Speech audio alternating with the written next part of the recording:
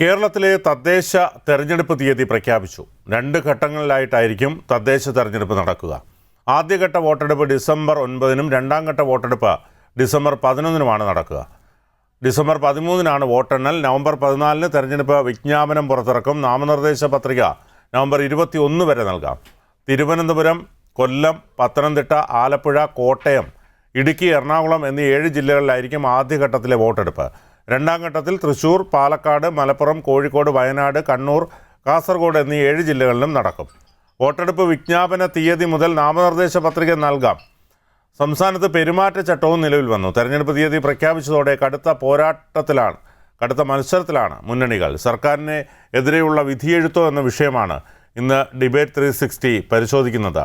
ഇന്ന് എന്നോടൊപ്പം ഈ ചർച്ചയിൽ UDF പ്രതിനിധിയും മുൻ മന്ത്രിയുമായ ബാബു ദിവാകരൻ, LDF പ്രതിനിധി സതീഷ് വസന്ത്, BJP പ്രതിനിധി P. കൃഷ്ണദാസ്, രാഷ്ട്രീയ നിരീക്ഷകൻ പ്രൊഫസർ AG ജോർജ് എന്നിവരാണ് അതിഥികൾ. ആദ്യം ശ്രീ ബാബു ദിവാകരനിലേക്കാണ്. ശ്രീ ബാബു ദിവാകരൻ, ഈ തെരഞ്ഞെടുപ്പ് പ്രഖ്യാപിക്കുന്നതിന് ഏറെ മുന്നേ തന്നെ UDF സ്ഥാനാർത്ഥികളെയൊക്കെ പ്രഖ്യാപിച്ച് കളത്തിലിറങ്ങിക്കഴിഞ്ഞു. ഇപ്പോൾ ഭരണവിരുദ്ധ വികാരം നന്നായിട്ടുണ്ട്. ഒരുപാട് വിഷയങ്ങൾ കേരളത്തെ ബാധിച്ചിട്ടുണ്ട്. സംസ്ഥാന സർക്കാരിൻ്റെ ഭാഗത്തു നിന്നുണ്ടായിട്ടുള്ള പല വിഷയങ്ങളും. എങ്ങനെയാണ് ഇപ്പോൾ ഈ ഒരു തെരഞ്ഞെടുപ്പിനെ എങ്ങനെ നോക്കിക്കാണാം?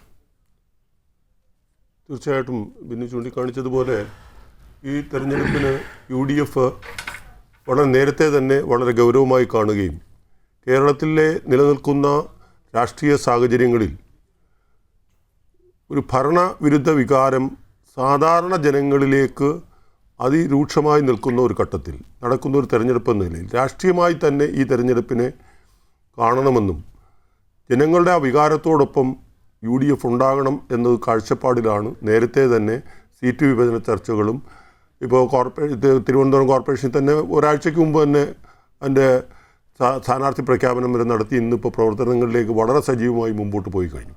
അതുമാത്രമല്ല UDF നേരത്തെ തന്നെ പ്രധാനപ്പെട്ട കോർപ്പറേഷനുകളിലേക്കെല്ലാം തന്നെ വളരെ സീനിയറായിട്ടുള്ള നേതാക്കന്മാരെ ചുമതലപ്പെടുത്തി അവിടുത്തെ സ്വാഭാവികമായും ഇടതുപക്ഷത്തെക്കാൾ UDFൽ ഈ തെരഞ്ഞെടുപ്പുമായി ബന്ധപ്പെട്ട് വരുമ്പോൾ കൂടുതൽ കക്ഷികളുള്ളതുകൊണ്ടും തെരഞ്ഞെടുപ്പിൽ മത്സരിക്കാൻ എല്ലാ കക്ഷികൾക്കും താല്പര്യമുള്ളതുകൊണ്ടും സീറ്റ് ധാരണയൊക്കെ പലപ്പോഴും അവസാന ഘട്ടം വരെ പോകാറുണ്ട്. നോമിനേഷൻ കൊടുത്തതിന് ശേഷം സീറ്റ് ചർച്ചകൾ പൂർത്തിയാക്കിയ ഒരു കീഴ്വഴക്കമാണ്. ഞാൻ കഴിഞ്ഞ തവണയൊക്കെ ഇത് വളരെ സജീവമായി പങ്കെടുത്ത ഒരാളാണ്. പക്ഷെ അതിൽ നിന്നെല്ലാം വിഭിന്നമായി നേരത്തെ തന്നെ ആ പ്രശ്നങ്ങളൊക്കെ അവസാനിപ്പിച്ച് തെരഞ്ഞെടുപ്പ് പ്രവർത്തനങ്ങളിലേക്ക് UDF കടന്നു കഴിഞ്ഞിട്ടുള്ളൂ. വളരെ ഗൗരവമായിട്ടാണ് ഇത്തവണ UDF ഈ പ്രാദേശിക തലത്തിലുള്ള തെരഞ്ഞെടുപ്പുകളെ കാണുന്നത്. അത് വരാനിരിക്കുന്ന അസംബ്ലി തെരഞ്ഞെടുപ്പിന് മുമ്പുള്ള ഒരു സെമി ഫൈനലായിട്ട് തന്നെയാണ് ഞങ്ങളിതിനെ കാണുന്നതും ആ നിലയിലുള്ള പദം. പക്ഷെ ഞങ്ങൾക്കുള്ള ഏറ്റവും വലിയ ഞങ്ങളുടെ ഒരു കോൺഫിഡൻസ് എന്ന് പറയുന്നത് കേരളത്തിലെ ജനങ്ങൾ കഴിഞ്ഞ കുറേ കാലങ്ങളായി ഉണ്ടായിക്കൊണ്ടിരിക്കുന്ന രാഷ്ട്രീയ ഭരണപരമായിട്ടുള്ള സംഭവവികാസങ്ങളുടെ എല്ലാം വെളിച്ചത്തിൽ എത്രയും പെട്ടെന്ന് ഈ LDF ഗവൺമെൻറ്റിനെ പുറത്താക്കണം എന്ന ജനങ്ങളുടെ ആ വികാരം അതിപ്പോൾ അത് തന്നെയാണ് കഴിഞ്ഞ പാർലമെൻറ്റ് തെരഞ്ഞെടുപ്പിലും പ്രതിഫലിച്ചത്. ഈ സംസ്ഥാനത്ത് അധികാരത്തിലിരിക്കുന്ന ഗവൺമെൻറ്റിൻ്റെ എതിരായിട്ടുള്ള ജനങ്ങളുടെ ഒരു വികാര പ്രകടനം കൂടിയായിരുന്നു കഴിഞ്ഞ പാർലമെൻറ്റ് തെരഞ്ഞെടുപ്പ്. അതുകൊണ്ട് ആ വികാരം അതിനുശേഷമുണ്ടായിട്ടുള്ള സംഭവങ്ങൾ ഇപ്പോൾ ഇന്നും ഇന്നലെയൊക്കെ ആയിട്ടുണ്ടായിട്ടുള്ള ആരോഗ്യ രംഗത്തുണ്ടായിട്ടുള്ള പിഴവുകൾ, ആരോഗ്യ രംഗം ഇത്രയും താറുമാറായ ഒരവസ്ഥ, അതുപോലെ തന്നെ സ്വർണ്ണ കള്ളക്കടത്ത് അല്ലെങ്കിൽ അയ്യപ്പനെ വിറ്റ് കാശാക്കാൻ ശ്രമിക്കുന്ന ഒരു ഗവൺമെൻറ്റിനോടൊപ്പം കേരളത്തിലെ ജനങ്ങൾ നിൽക്കുമെന്ന് ഇവന് കരുതുന്നുണ്ടോ? ഇതൊക്കെ പ്രതിഫലിപ്പിക്കുന്ന ഒരു തെരഞ്ഞെടുപ്പായിരിക്കും. പ്രാദേശികമായിട്ടാണ് തെരഞ്ഞെടുപ്പെങ്കിൽ പക്ഷേ അത് പൂർണ്ണമായും എല്ലാ തലങ്ങളിലും എല്ലാ പഞ്ചായത്ത് വാർഡുകളിലും ഒരു രാഷ്ട്രീയ തെരഞ്ഞെടുപ്പാണ് നടക്കുന്നത് എന്ന് പറയുന്നത് ശരിയായിരിക്കില്ല.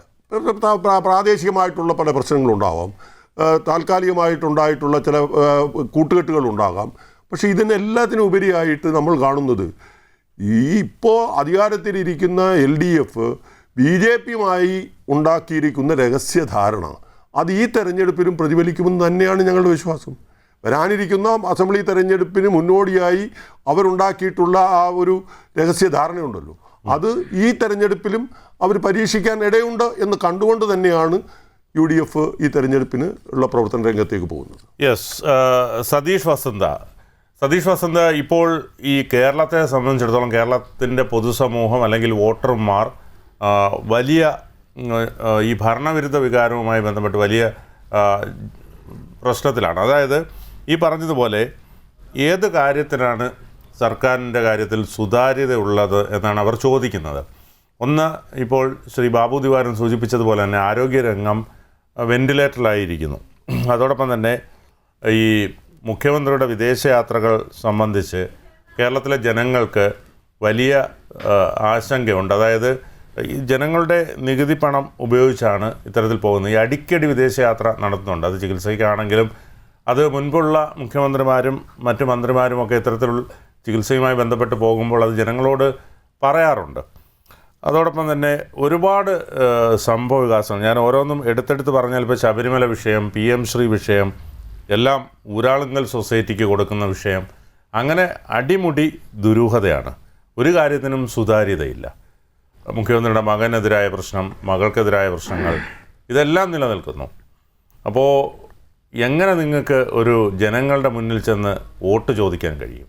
ബിനു, ഇപ്പം തെരഞ്ഞെടുപ്പം 40 വർഷമായി തിരുവനന്തപുരം കോർപ്പറേഷൻ ഭരിക്കുന്നത് LDF സർക്കാർ, LDFിൻ്റെ നേതൃത്വത്തിലുള്ള മേയറും അതുപോലെ കൗൺസിലേഴ്സാണ്.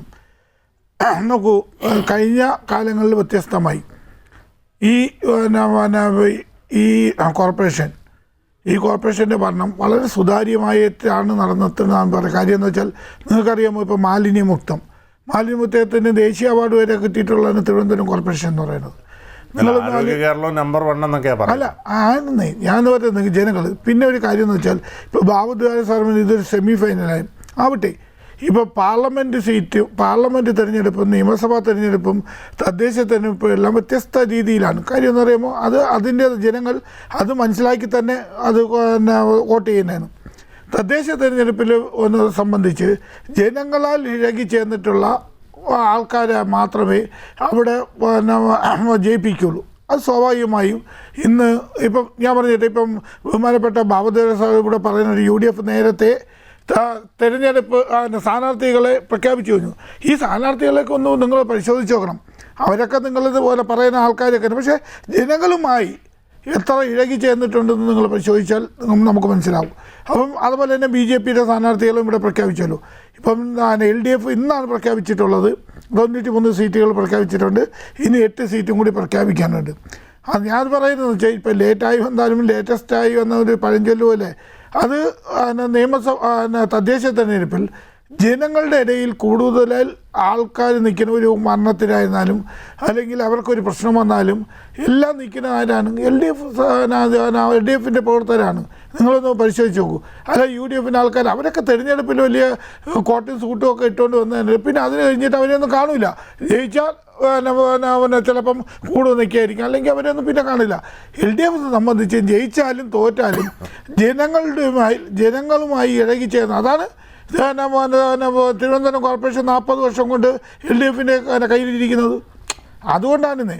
പിന്നെ ഈ പ്രാവശ്യത്തെ ഒരു ഇതെന്ന് വെച്ചാൽ എനിക്ക് സന്തോഷമുണ്ട്. കാര്യം എന്ന് വെച്ചാൽ ഇപ്പോഴെങ്കിലും UDF ഒന്ന് ഉണർന്നു, ഇല്ലയെന്നൊന്നും പറയില്ല.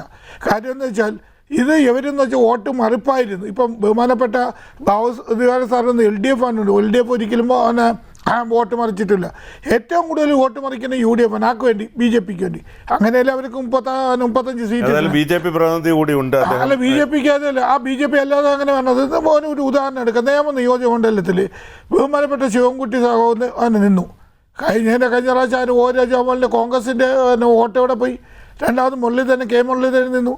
ആ വോട്ടെല്ലാം 45,000 വോട്ട് K മുരളീധരൻ പിടിച്ചപ്പോലെ ബഹുമാനപ്പെട്ട ഘടകകക്ഷികളുമായി ബന്ധപ്പെട്ട അങ്ങനെയൊക്കെ ഉണ്ട്. അത് അതിലേക്ക് ഞാൻ പറയുന്നത് BJP പ്രതിനിധി P കൃഷ്ണദാസ് കൂടിയുണ്ട്. P കൃഷ്ണദാസ്, ഇവിടെ ഇപ്പോൾ ഈ പറഞ്ഞതുപോലെ BJP തികഞ്ഞ ആത്മവിശ്വാസത്തിലായിരുന്നു. തിരുവനന്തപുരം നഗരസഭ അല്ലെങ്കിൽ അത് പിടിച്ചെടുക്കാമെന്നുള്ളൊരു ആത്മവിശ്വാസത്തിൽ മുന്നോട്ട് വരികയായിരുന്നു. പക്ഷേ അതിന് തിരിച്ചടി നൽകിക്കൊണ്ട് കോൺഗ്രസ് ഒരു മുഴം മുമ്പേ അവിടെ ശക്തമായ സ്ഥാനാർത്ഥികളെ നിരത്തിക്കൊണ്ട് ഈ BJPക്കും CPMനും തടയിട്ടിരിക്കുകയാണ്. അപ്പോൾ അതിനെ എങ്ങനെ നോക്കിക്കാണാം? പ്രത്യേകിച്ച് ഒരു സർജിക്കൽ സ്ട്രൈക്ക് എന്ന് തന്നെ പറയേണ്ടി വരും.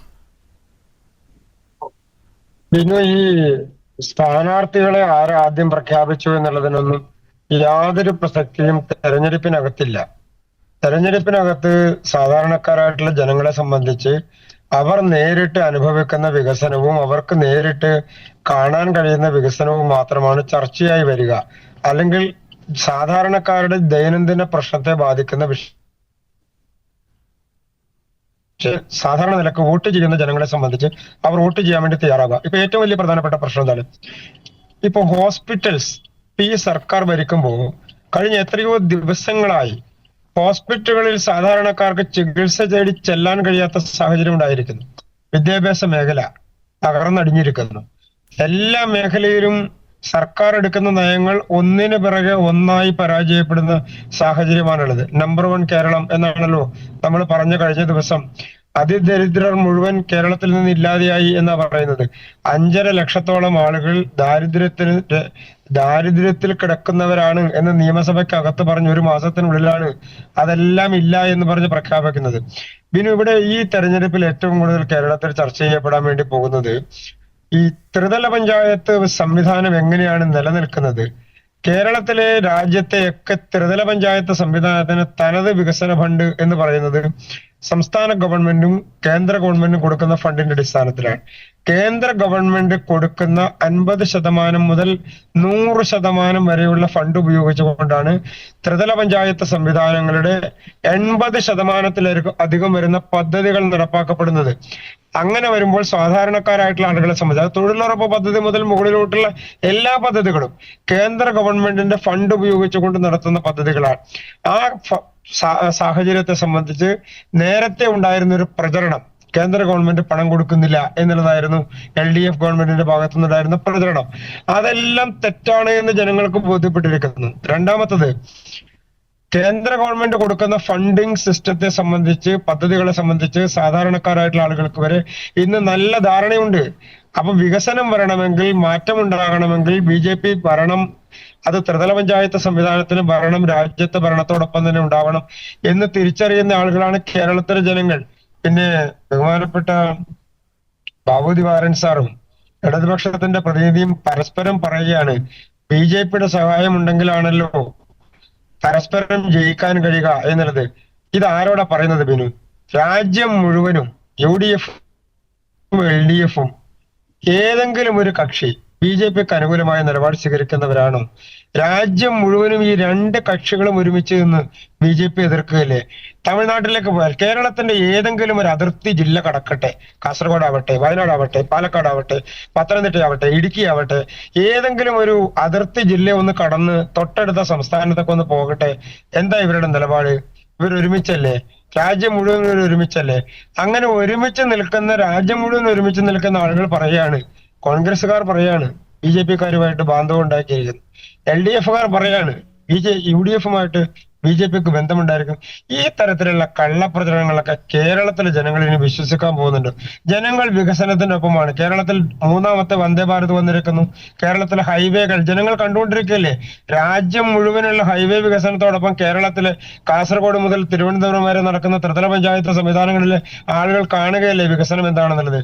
റോഡുകൾ, ഗ്രാമപഞ്ചായത്തിന്റെ റോഡുകൾ, തൊഴിലുറപ്പ് പദ്ധതികൾ, സകലമാന മേഖലയിലും കേന്ദ്ര ഗവൺമെന്റിന്റെ ഫണ്ട് കൊണ്ടുവന്ന് വികസന പദ്ധതികൾ നടപ്പാക്കി അതിന്റെ ക്രെഡിറ്റ് ഫ്ലെക്സ് ബോർഡ് വെച്ച് LDF-ന്റെ മന്ത്രിമാർ അടിച്ചെടുക്കാൻ വേണ്ടി നോക്കുന്നുണ്ട്. പക്ഷെ പാർലമെന്റിനകത്ത് നടക്കുന്ന ചർച്ചയിൽ പോലും കള്ളത്തരം പറഞ്ഞ കേന്ദ്ര ഗവൺമെന്റ് കേരളത്തെ സാമ്പത്തികമായി ഞെക്കിപ്പിടിക്കുന്നു എന്ന് പറഞ്ഞ് സുപ്രീം കോടതി പോയില്ലേ? എന്തെങ്കിലും നിലപാടുണ്ടായോ? കടമെടുക്കാൻ വേണ്ടിയാണ് സുപ്രീം കോടതി പോയെന്ന് നാട്ടുകാരോട് പിന്നെ പറയേണ്ട സാഹചര്യം ഉണ്ടായില്ലേ? അപ്പൊ കള്ളത്തരം കൊണ്ട് മുന്നോട്ട് പോകാൻ കഴിയില്ല ബിനു ഈ സർക്കാരിന്. ആ കള്ളത്തരം കൊണ്ട് മുന്നോട്ട് പോകാൻ ശ്രമിക്കുന്നതാണ് ശബരിമലയിൽ സംഭവിക്കുന്നത്. നല്ല കള്ളന്മാർക്കൊപ്പം, നല്ല തെളിഞ്ഞ കള്ളന്മാർക്കൊപ്പമാണ് ഈ സർക്കാർ എന്നുള്ളത് പുറത്തു വന്നിരിക്കുകയല്ലേ? ചെമ്പ് മറനേക്ക് പുറത്തു വന്നില്ലേ ബിനു? ഈ തെരഞ്ഞെടുപ്പ് എല്ലാത്തിന്റെയും വിലയിരുത്തലാവും. ഈ സർക്കാരിനെ സംബന്ധിച്ചുള്ള വിലയിരുത്തേണ്ട തെരഞ്ഞെടുപ്പാകും. UDF-നെ സംബന്ധിച്ച് അവർ എന്ത് നിലപാട്, എന്ത് രാഷ്ട്രീയ നിലപാടാണ് കഴിഞ്ഞ കുറെ കാലമായി കേരളത്തിൽ LDF-നെതിരെ എടുത്തിട്ടുള്ളത്? ഏതെങ്കിലും വ്യക്തിപരമായി ഉണ്ടാകുന്ന ആരോപണങ്ങളിൽ അങ്ങനെ പറയാൻ കഴിയില്ല ശ്രീ പി കൃഷ്ണദാസ്, അങ്ങനെ പറയാൻ കഴിയില്ല. ഇപ്പൊ PM ശ്രീ പദ്ധതിയൊക്കെ എടുത്ത് പരിശോധിച്ചാൽ നിങ്ങൾ തമ്മിലാണ് ധാരണ. PM ശ്രീ പദ്ധതി ബിനു, അത് രാജ്യം മുഴുവൻ നടപ്പാക്കുന്ന ഒരു പദ്ധതിയിൽ ഈ സംസ്ഥാനത്തെ PMC പദ്ധതിയിൽ പ്രതിപക്ഷ നേതാവിന്റെ നിലപാട് എന്തായിരുന്നു? മുഖ്യമന്ത്രിയുടെ നിലപാട്, മുഖ്യമന്ത്രി ആദ്യം നല്ല നിലപാട് സ്വീകരിച്ച് PM3 പദ്ധതി നടപ്പാക്കണമെന്ന് ആവശ്യപ്പെട്ട് വിദ്യാഭ്യാസ മന്ത്രി അതിനൊപ്പം നിന്നു. പക്ഷെ CPI എന്താ നിലപാട് സ്വീകരിച്ചത്? CPI വിരുദ്ധ നിലപാട് സ്വീകരിച്ചു, UDF വിരുദ്ധ നിലപാട് സ്വീകരിച്ചു. രാഷ്ട്രീയമാണോ ഇതിലെ പ്രധാനപ്പെട്ട പ്രശ്നം? 1200-ലധികം കോടി രൂപ കേരളത്തിലെ സമഗ്രമായിട്ടുള്ള വിദ്യാഭ്യാസ സർവശിക്ഷ അഭിയാന്റെ ഭാഗമായി പണം കിട്ടേണ്ടതല്ലേ? അതെവിടെ പോകും? തമിഴ്നാട് ചെയ്ത പോലെ ചെയ്യാമല്ലോ. തമിഴ്നാട് ചെയ്ത പോലെ കോടതിയിൽ പോയി അത് നേടിയെടുക്കാം. എന്തായാലും താങ്കളിലേക്ക് വരാം. ഇപ്പോൾ രാഷ്ട്രീയ നിരീക്ഷകൻ പ്രൊഫസർ AG ജോർജ് കൂടിയുണ്ട്. ശ്രീ AG ജോർജ്, ഇവിടെ ഇപ്പോൾ ഈ പരസ്പരം അങ്ങോട്ടും ഇങ്ങോട്ടും ധാരണ അല്ലെങ്കിൽ അത്തരത്തിലുള്ള ചർച്ചകൾക്കപ്പുറം ഭരണവിരുദ്ധ വികാരം ശരിയായ രീതിയിൽ തന്നെ ഉണ്ട്. അത് സഖാക്കൾക്കിടയിൽ പോലും ചർച്ചാ വിഷയമാണ്. നമുക്കറിയാം പല വിഷയങ്ങളിലും. ഇപ്പോൾ PM3 പദ്ധതി എടുത്ത് പരിശോധിച്ചാൽ, ശബരിമല സ്വർണ്ണക്കൊള്ള എടുത്ത് പരിശോധിക്കാം, അല്ലെങ്കിൽ ഇതുമായി ബന്ധപ്പെട്ടുള്ള മറ്റ് പരസ്യ അല്ലെങ്കിൽ ഇത്തരത്തിൽ മുഖ്യമന്ത്രിയുടെ ഫ്ലെക്സ് അടിച്ചുള്ള പരസ്യ ങ്ങൾ സ്ഥാപിക്കുന്ന അടക്കമുള്ള പല വിഷയങ്ങളും. അതോടൊപ്പം തന്നെ എന്ത് പദ്ധതി വന്നാലും അത് ഊരാളുങ്കൽ സൊസൈറ്റിക്കാണ് കൊടുക്കുന്നത്. ശബരിമല ആഗോള അയ്യപ്പ സംഗമമൊക്കെ അതും ഊരാളുങ്കൽ സൊസൈറ്റിക്കാണ് കൊടുത്തത്. അപ്പോൾ ഇതെല്ലാം ജനങ്ങൾക്കിടയിലുണ്ട്. അപ്പോൾ ഈ BJP ഒക്കെ ഇങ്ങനെ പറയുന്നുണ്ടെങ്കിലും ജനങ്ങളാണ് വോട്ട് ചെയ്യേണ്ടത്. എങ്ങനെ കാണാം ഈ ഒരു തദ്ദേശ തെരഞ്ഞെടുപ്പ് തീയതി പ്രഖ്യാപിച്ച ഈ ഒരു ഘട്ടത്തിൽ? ഭരണവിരുദ്ധ വികാരം ഉണ്ടെന്ന് പറയുന്നത് വെറും ഒരു അധര വ്യായാമം അല്ലല്ലോ. നമ്മുടെ നേർക്കാഴ്ചയായി കണ്ട ഈ 10 വർഷത്തിനിടയിൽ നടന്ന ചില തെരഞ്ഞെടുപ്പുകളെ കുറിച്ചുകൂടെ നമ്മളൊന്ന് ഓർക്കുന്നത് നന്നായിരിക്കുമെന്നാണ് എൻ്റെ അഭിപ്രായം. അതായത് ഇവിടെ പാർലമെന്റ് തെരഞ്ഞെടുപ്പ് നടന്നല്ലോ. പാർലമെന്റ് തെരഞ്ഞെടുപ്പിൽ എങ്ങനെയായിരുന്നു വിജയം? അത് തീർച്ചയായും ഭരണവിരുദ്ധ വികാരത്തിന്റെ ഒരു വലിയ പ്രതിഫലനമാണെന്ന് പറയാൻ വലിയ ഒരു ശാസ്ത്രീയമായ ധിഷണാശക്തി ഒന്നും ആവശ്യമുണ്ടെന്ന് തോന്നുന്നില്ല. ഭരണത്തിൽ ഇരുന്ന ഗവൺമെന്റ് ഭരിച്ചുകൊണ്ടിരിക്കുന്ന സമയത്ത് സ്വാഭാവികമായി അവർക്കുള്ള എല്ലാ സൗകര്യങ്ങളും ഉണ്ടായിട്ടും അവരെ അമ്പേ പരാജയപ്പെടുത്തിയല്ലേ പാർലമെന്റിൽ UDF വൻപിച്ച വിജയം നേടിയത്. ഒന്ന്. രണ്ടാമത് നോക്കുക, ഒരു 3 ഉപതെരഞ്ഞെടുപ്പുകൾ ഈ പിണറായി സർക്കാരിന്റെ കാലത്ത് നടന്നല്ലോ ഈ കഴിഞ്ഞ 10 വർഷത്തിനിടയിൽ. അതായത് തൃക്കാക്കര തെരഞ്ഞെടുപ്പ് നടന്നു, അതുപോലെ പുതുപ്പള്ളിയിൽ തെരഞ്ഞെടുപ്പ് നടന്നു, ഏറ്റവും ഒടുവിൽ പാലക്കാട് തെരഞ്ഞെടുപ്പ് നടന്നു. എങ്ങനെയായിരുന്നു വിജയം? അപ്പോൾ അവിടെയെല്ലാം ശക്തമായിട്ടുള്ള ഭരണവിരുദ്ധ വികാരം ആഞ്ഞടിച്ചതിന്റെ ഫലമായിട്ടാണ് വൻപിച്ച വിജയം UDFന്റെ കക്ഷികൾ സ്ഥാനാർത്ഥികൾ നേടിയത് എന്നുള്ളത് ഒരു തുറന്ന പുസ്തകമായി നമ്മുടെ മുൻപിൽ ഇരിക്കുകയല്ലേ. അപ്പോൾ ആ ഭരണവിരുദ്ധ വികാരത്തെ ഒരു തരത്തിലും ലഘൂകരിക്കുന്ന സംഭവങ്ങളല്ല അതിനുശേഷവും നമ്മുടെ ഈ സംസ്ഥാനത്ത് നടന്നുകൊണ്ടിരിക്കുന്നത് എന്നതും വളരെ വ്യക്തമായി നമ്മുടെ അനുഭവങ്ങളിലൂടെ നമ്മൾ ബോധ്യപ്പെട്ടുകൊണ്ടിരിക്കുകയാണ്. അതുകൊണ്ട് ഈ ആരോപണ പ്രത്യാരോപണങ്ങളെക്കാൾ ഉപരിയായി ഗ്രൗണ്ട് റിയാലിറ്റീസ് എന്താണെന്ന് മനസ്സിലാക്കി അത് തിരിച്ചറിഞ്ഞ് പ്രവർത്തിക്കുന്ന അല്ലെങ്കിൽ പ്രതികരിക്കുന്ന ഒരു പൊതുസമൂഹം കേരളത്തിൽ ഇപ്പോൾ വളർന്നു കഴിഞ്ഞിരിക്കുന്നു എന്ന് വിശ്വസിക്കുന്ന ഒരു രാഷ്ട്രീയ വിദ്യാർത്ഥിയാണ് ഞാൻ. അത് ഈ വരുന്ന തെരഞ്ഞെടുപ്പിലും പ്രതിഫലിക്കും. തദ്ദേശ സ്വയംഭരണ തെരഞ്ഞെടുപ്പുകളിൽ തീർച്ചയായും പ്രതിഫലിക്കും. തുടർന്ന് 6 മാസത്തിന് ശേഷം നടക്കാൻ പോകുന്ന നിയമസഭാ തെരഞ്ഞെടുപ്പിലും പ്രതിഫലിക്കുമെന്ന കാര്യത്തിൽ സാമാന്യ ബുദ്ധിയുള്ളവരെല്ലാം ഏകാഭിപ്രായക്കാരാണ്. ഇവിടെ നമ്മൾ കാണേണ്ടതായിട്ടുള്ള ഒരു പ്രധാന പ്രശ്നം, ഈ തദ്ദേശ സ്വയംഭരണ തെരഞ്ഞെടുപ്പ് എപ്പോഴും സെമി ഫൈനൽസ് എന്നൊക്കെ പറയുമെങ്കിൽ പോലും ഞാൻ എൻ്റെ ഒരു നിരീക്ഷണത്തിൽ എനിക്ക് തോന്നുന്നത് ഇതിനൊരു ഏകീകൃത സ്വഭാവമില്ല. അതായത് തിരുവനന്തപുരം കോർപ്പറേഷന്റെ തെരഞ്ഞെടുപ്പിൽ അല്ലെങ്കിൽ അവിടുത്തെ ഒരു പരിസരത്തിന്റെ സ്വഭാവമല്ല തൃശ്ശൂർ കോർപ്പറേഷനിൽ, കൊച്ചി കോർപ്പറേഷനിൽ, അല്ലെങ്കിൽ കോഴിക്കോട് കോർപ്പറേഷൻ, അല്ലെങ്കിൽ കൊല്ലം കോർപ്പറേഷനിൽ എന്നാണ് ഞാൻ വിചാരിക്കുന്നത്. അവിടെയൊക്കെ നേരത്തെ ഇവിടെ പരോക്ഷമായി സൂചിപ്പിച്ചതുപോലെ സ്ഥാനാർത്ഥികൾ വളരെ പ്രധാനപ്പെട്ട ഒരു ഘടകമാണ്. അവർക്ക് പ്രാദേശികമായിട്ടുള്ള ബന്ധങ്ങൾ വളരെ പ്രധാനപ്പെട്ട ഘടകമാണ്. അങ്ങനെയൊക്കെ വരുമ്പോൾ കേരളത്തിൽ തെക്കേ അറ്റം മുതൽ വടക്കേ അറ്റം വരെ നടക്കുന്ന തദ്ദേശ സ്വയംഭരണ തെരഞ്ഞെടുപ്പിന്റെ വിജയം ഒരു പൊതു സ്വഭാവത്തിന്റെ ഒരു പ്രതിഫലനമാണെന്ന് വിശ്വസിക്കാൻ എനിക്ക് ബുദ്ധിമുട്ടുണ്ട്. അതുകൊണ്ടാണ് നമ്മൾ എപ്പോഴും പറയുന്നത് തദ്ദേശ സ്വയംഭരണ തെരഞ്ഞെടുപ്പിന്റെ ഒരു പരിസരമല്ല നിയമസഭാ തെരഞ്ഞെടുപ്പ്, നിയമസഭാ തെരഞ്ഞെടുപ്പിന്റെ ഒരു പരിസരമല്ല പാർലമെന്റ് തെരഞ്ഞെടുപ്പ്. ഇതെല്ലാം നമ്മളൊക്കെ പഠിച്ച പരിണതപ്രജ്ഞരായ ആളുകളാണ് എന്നോടൊപ്പം ഇവിടെ ഈ പാനലിൽ ഉൾപ്പെട്ടിരിക്കുന്നത്. അപ്പൊ അതൊക്കെ പറയുമ്പോൾ നമ്മൾ കാണേണ്ടതായിട്ടുള്ള ഒരു കാര്യം, സെമി ഫൈനൽസ് എന്നൊക്കെ സാങ്കേതികമായി പറയുമെങ്കിലും ഇവിടെ ഉണ്ടാകുന്ന വിജയത്തിന്റെ ഒരു തനിയാവർത്തനമായിരിക്കും വരാൻ പോകുന്ന നിയമസഭാ തെരഞ്ഞെടുപ്പിൽ നിന്ന് വിശ്വസിക്കാൻ വളരെ ബുദ്ധിമുട്ടുണ്ട്. അങ്ങനെ ഒരു ചരിത്രമല്ല ഞാൻ ഈ രാഷ്ട്രീയ രംഗത്ത് നിന്ന് പഠിച്ചിരിക്കുന്നത്. അതെന്ത് വായിക്കൊള്ളട്ടെ, ഏതായാലും നമ്മുടെ മുൻപിൽ ഇപ്പോൾ ഇരിക്കുന്നത് ഈ പറയുന്ന തദ്ദേശ സ്വയംഭരണ തെരഞ്ഞെടുപ്പാണല്ലോ. അപ്പോൾ അവിടെയും തീർച്ചയായിട്ടും ആകമാനമായി നിലവിലിരിക്കുന്ന സംസ്ഥാന സർക്കാരിന്റെ പ്രവർത്തനങ്ങളോടുള്ള ജനങ്ങളുടെ പ്രതികരണമായിരിക്കും എന്നതിനെ സംബന്ധിച്ച് ആർക്കും സംശയം വേണ്ട. ഇവിടെ ഇപ്പൊ ഓരോ മേഖലയെ കുറിച്ച് നമ്മൾ നിരവധി പ്രാവശ്യം ഈ പ്ലാറ്റ്ഫോമിൽ തന്നെ കേരളത്തിലെ വിവിധ മേഖലകളെ കുറിച്ച് ആവർത്തിച്ച് ചർച്ച ചെയ്തിട്ടുണ്ട്. എങ്കിലും അത് ഇതുപോലെ ഒരു ചർച്ചയില്ലത് ആവർത്തിക്കാതിരിക്കാൻ നിവർത്തിയില്ല. ഇവിടെ പലരും സൂചിപ്പിച്ചു വിദ്യാഭ്യാസ രംഗത്തെ ഇന്നത്തെ അവസ്ഥ എന്താണ്. പൊതുവിദ്യാഭ്യാസ രംഗവും ഉന്നത വിദ്യാഭ്യാസ രംഗവും കേരളത്തിന്റെ ചരിത്രത്തിൽ ഇത്രയും അധികം തകർന്ന് തരിപ്പണമായിട്ടുള്ള ഒരു കാലഘട്ടം ഉണ്ടായിട്ടുണ്ടോ എന്ന് എനിക്ക് സംശയമുണ്ട്. ഇവിടെ ബഹുമാനപ്പെട്ട ബാബു ദിവാകരനൊക്കെ ഈ സംസ്ഥാനത്ത് മന്ത്രിയായിരുന്ന ആളാണ്. അദ്ദേഹത്തിന് രാഷ്ട്രീയ ചരിത്രം വളരെ നന്നായിട്ട് അറിയാവുന്ന ഒരാൾ കൂടിയാണ്. അദ്ദേഹം ഒന്ന് ആലോചിക്കട്ടെ, കേരളത്തിന്റെ ഞാൻ ഉന്നത വിദ്യാഭ്യാസ രംഗത്ത് കഴിഞ്ഞ 4 ദശാബ്ദമായി പ്രവർത്തിക്കുന്നതുകൊണ്ട് അതൊന്ന് സാന്ദർഭികമായി സൂചിക്കുകയാണ്. അങ്ങൊക്കെ ഒരു കോളേജിൽ പഠിച്ച കാലത്ത് കേരളത്തിന്റെ ചരിത്രത്തിൽ 14 യൂണിവേഴ്സിറ്റികളിൽ 13 സ്ഥിരമായി വൈസ് ചാൻസലർമാർ ഇല്ലാതിരുന്ന ഒരു കാലഘട്ടത്തെ കുറിച്ച് അങ്ങേക്ക് ഓർമ്മയുണ്ടോ? എനിക്ക് തോന്നുന്നില്ല അങ്ങേക്ക് ഓർമ്മയുണ്ട്. കാരണം അങ്ങനെ ഒരു സംഭവം ഉണ്ടായിട്ടില്ല. അത് ഞാനൊരു സാന്ദർഭികമായി പറഞ്ഞു എന്നുള്ളത് മാത്രമേ ഉള്ളൂ.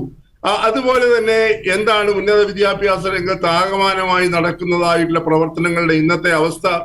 വലിയ കൊട്ടിഘോഷിച്ചോണ്ട് വന്നതാണല്ലോ ദേശീയ വിദ്യാഭ്യാസ നയത്തിന്റെ ഭാഗമായി ഇവിടെ 4 വർഷ ബിരുദ കോഴ്സുകൾ. അത് ദേശീയ വിദ്യാഭ്യാസ നയമാണെന്ന് എല്ലാവർക്കും അറിയാം. അത് രഹസ്യമായിട്ട് ഇവിടെ ഞങ്ങൾ നടപ്പാക്കിയതാണ്. എന്നിട്ടാണ് ഞങ്ങൾ പറയുന്നത് ഞങ്ങൾ ദേശീയ വിദ്യാഭ്യാസ നയം മുഴുവൻ എതിർക്കുന്നതായിട്ടുള്ള നിലപാടാണ് ഞങ്ങൾ സ്വീകരിച്ചിരിക്കുന്നതെന്ന് വാദോരാതെ CPM ഉന്നത വിദ്യാഭ്യാസത്തിന്റെ മന്ത്രിയും ഇവിടെ പറഞ്ഞുകൊണ്ടിരിക്കുകയാണ്. ഇതൊക്കെ തലയിൽ മുണ്ടുവിട്ടുകൊണ്ട് കാര്യങ്ങൾ സാധിക്കാൻ വേണ്ടി, പണം കിട്ടാൻ വേണ്ടി ദേശീയ വിദ്യാഭ്യാസ നയം ഏതാണ്ട് മുക്കാലെ അരയ്ക്കാലൂടെ നടപ്പാക്കി കഴിഞ്ഞിരിക്കുന്നു. അതുകൊണ്ടൊക്കെ അതിനെ സംബന്ധിച്ച് ഇപ്പൊ ഞാൻ പറയുന്നില്ല. ഇപ്പോ പൊതുവിദ്യാഭ്യാസ രംഗത്ത് ഇന്നൊരു വലിയ തമാശയാണ് നടന്നത്. നമ്മുടെ പൊതുവിദ്യാഭ്യാസ മന്ത്രി ഡൽഹിയിൽ കേന്ദ്ര വിദ്യാഭ്യാസ മന്ത്രിയെ കണ്ടതിന് ശേഷം അദ്ദേഹത്തോട് പറഞ്ഞു എന്ന് മാധ്യമങ്ങൾ, എനിക്കതൊരു വലിയൊരു കോമഡി ആയിട്ട് തോന്നി. അദ്ദേഹം പറഞ്ഞത്, ഞാൻ വാക്കാൽ പറഞ്ഞു ഞങ്ങൾ PMC MOU ഒന്നും ഒപ്പിട്ടിട്ടുണ്ടെങ്കിൽ പോലും അത് മരവിപ്പിച്ചിരിക്കുകയാണെന്ന് വാക്കാൽ പറഞ്ഞു. അദ്ദേഹം ഇംഗ്ലീഷിലാണോ പറഞ്ഞത്, ഹിന്ദിയിലാണോ പറഞ്ഞത്? മറുപടി ഈ പറയുന്ന കേന്ദ്ര വിദ്യാഭ്യാസ മന്ത്രി ഹിന്ദിയിലാണോ ഇംഗ്ലീഷിലാണോ സംസ്ഥാന വിദ്യാഭ്യാസ മന്ത്രിക്ക് കൊടുത്തതെന്നൊന്നും എനിക്കറിയാൻ പാടില്ല. എന്തായാലും സംസ്ഥാന വിദ്യാഭ്യാസ മന്ത്രി പറഞ്ഞു എന്ന് പറയുന്നു. ഞാൻ വാക്കാൽ പറഞ്ഞു കേന്ദ്ര വിദ്യാഭ്യാസ മന്ത്രിയോട് ഞങ്ങൾ അത് മരവിപ്പിച്ചു വെച്ചിരിക്കുകയാണെന്ന്. മരവിപ്പിച്ചു എന്നുള്ളതിന്റെ ഹിന്ദി ഇംഗ്ലീഷ് ഒന്നും എനിക്ക് വലിയ നിശ്ചയമില്ല. എന്തായാലും അങ്ങനെ പറഞ്ഞു എന്ന് പറയുന്നു. അവിടെയും ഒരു വളരെ ഒളിച്ചുകളിയുണ്ട്. അതായത് നമുക്ക് എല്ലാവർക്കും അറിയാമല്ലോ, ഇതിന്റെ തീരുമാനം മന്ത്രിസഭ എടുത്തിട്ട് എത്ര നാളുകളായി. മന്ത്രിസഭയിൽ CPIയുടെ എതിർപ്പിനെ പരിഗണിച്ചുകൊണ്ട് ഇത് മരവിപ്പിച്ചു എന്നുള്ള കത്ത് കേന്ദ്രത്തിന് അയക്കണം എന്നുള്ള ധാരണയിലാണ് മന്ത്രിസഭയുടെ മിനിറ്റ്സിൽ പോലും റെക്കോർഡ് ചെയ്തിരിക്കുന്നത്. കഴിഞ്ഞിട്ട് ഏതാണ്ട് ഇപ്പൊ 2 ആഴ്ചയോളമാകുന്നു. നാളിതുവരെ ആ കത്ത് ഈ തിരുവനന്തപുരത്തിന് പുറത്തോട്ട് പോയിട്ടില്ല. സെക്രട്ടേറിയറ്റിന്റെ അകത്ത് തന്നെ കടന്ന് കറങ്ങിക്കൊണ്ടിരിക്കുകയാണ് ആ കത്ത്.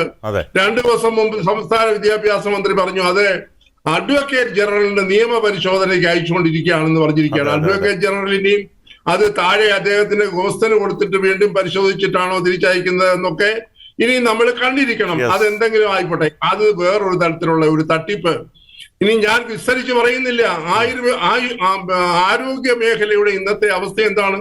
നമ്മുടെയൊക്കെ അവസ്ഥ പറഞ്ഞാൽ ഹൃദയം പൊട്ടുന്നതായിട്ടുള്ള സംഭവങ്ങളല്ലേ തലസ്ഥാന നഗരിയിലെ മെഡിക്കൽ കോളേജുകളിൽ ഓരോ ദിവസവും നടന്നുകൊണ്ടിരിക്കുന്നത്.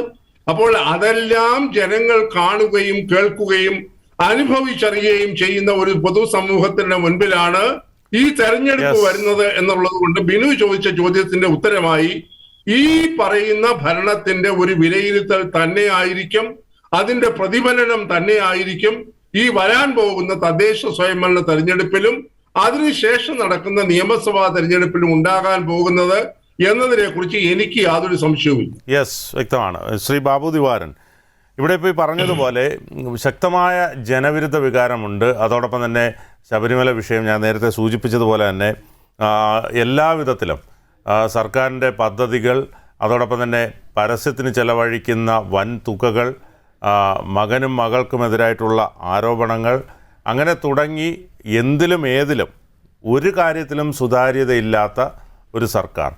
സ്വാഭാവികമായും ജനങ്ങളിലേക്ക് നേരിട്ടെത്തുന്ന ഒന്നാണ് തദ്ദേശ സ്വയംഭരണ തെരഞ്ഞെടുപ്പ്. സ്ഥാനാർത്ഥികൾ നേരിട്ടെത്തുന്നു, അവർക്ക് ഓരോരുത്തരോടും ചോദിക്കാൻ നിരവധി കാര്യങ്ങളുണ്ട്. നമുക്കറിയാം, താങ്കളൊക്കെ ലോക്സഭാ തെരഞ്ഞെടുപ്പിലും നിയമസഭാ തെരഞ്ഞെടുപ്പിലും ഒക്കെ മത്സരിച്ചതിൽ നിന്നും വിഭിന്നമാണല്ലോ ഈ തദ്ദേശ സ്വയംഭരണ തെരഞ്ഞെടുപ്പ്. ഒരു വാർഡിൽ നമുക്കറിയാം എല്ലാ വീടുകളും ആ വീടുകളിലുള്ളവരും പരിചിതരായിരിക്കും. അതുകൊണ്ട് തന്നെ നേരിട്ട് ഇപ്പോൾ നമ്മൾ പാർലമെൻറ്റിലൊക്കെ മത്സരിച്ച് കഴിഞ്ഞാൽ തുറന്ന ജീപ്പിൽ പോകുന്നു, എല്ലായിടത്തും ഒന്നും ഓടിയെത്താൻ കഴിയില്ല. എല്ലായിടത്തും എന്ന് പറഞ്ഞാൽ ഞാൻ ഉദ്ദേശിച്ചത് വീടുകളിലൊന്നും. അപ്പോൾ ഈ പറഞ്ഞതുപോലെ അത്തരത്തിൽ വീടുകളിൽ ചെല്ലുമ്പോൾ ഒരു വിചാരണ പോലും നേരിടേണ്ടി വരുന്ന സാഹചര്യങ്ങൾ ഉണ്ടാകുന്നുണ്ട് LDFനെ സംബന്ധിച്ചിടത്തോളം. അപ്പോൾ അതിനെ എങ്ങനെ മറികടക്കാൻ ഇവർക്ക് കഴിയും?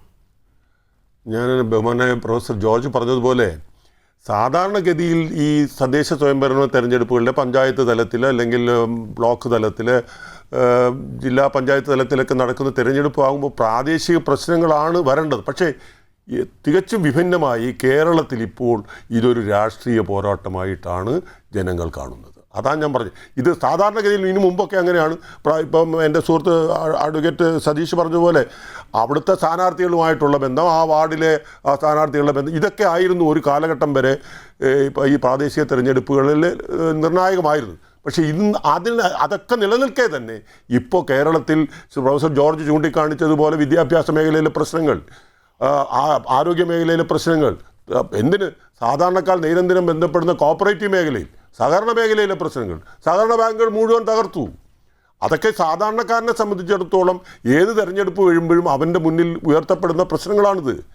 ഇന്ന് ദൈനംദിന വിലക്കയറ്റം, സാധാരണക്കാർ ജനങ്ങൾ അനുഭവിക്കുന്ന ഏത് മേഖല എടുത്താലും അവിടെ എല്ലാം ജനങ്ങൾ അവരുടെ ജീവിത പ്രയാസങ്ങൾ കൊണ്ട് നട്ടം തിരിയുന്ന കാഴ്ചയാണ് കാണുന്നത്. അതിദരിദ്ര വിമുക്ത സംസ്ഥാനമായിട്ടൊക്കെ പ്രഖ്യാപനങ്ങളൊക്കെ നടത്താം. നിങ്ങളിപ്പോൾ ഈ തെരഞ്ഞെടുപ്പുമായി ജനങ്ങളുടെ അടുത്ത് ചെല്ലുമല്ലോ, എത്ര അതിദരിദ്രരെ നമുക്ക് കാണാൻ കഴിയുമെന്നുള്ളത് നേരിട്ട് അനുഭവത്തിൽ വരട്ടെ.